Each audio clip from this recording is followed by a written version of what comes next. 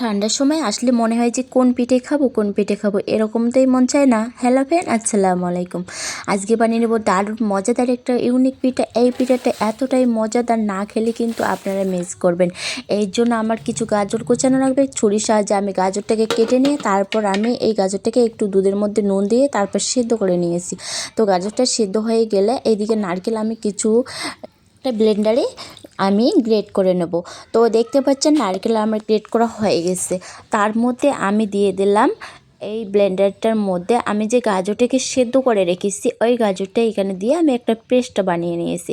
তারপর এর মধ্যে যে পোলাওর চাউলটা থাকে ওই চালের গুঁড়ো আমি এর মধ্যে 1 বাটি পরিমাণে দিয়ে একটা ডো বানিয়ে নিয়েছি।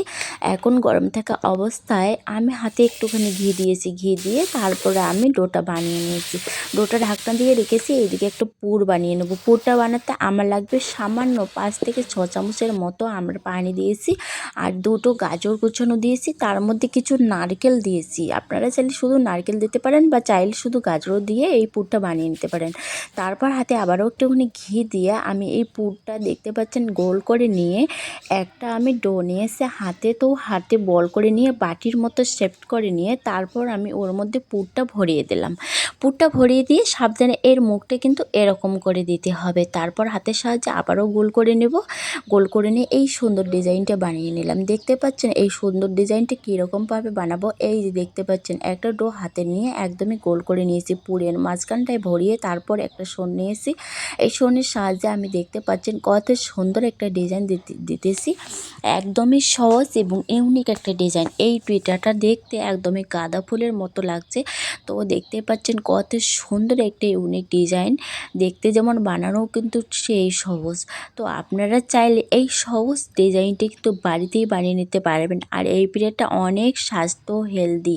তো আপনারা কিন্তু এই পিঠাটা বানিয়ে খেতে পারবেন। আপনারা চাইলে তেলে ভেজেও খেতে পারবেন বা সেদ্ধ করেও খেতে পারবেন।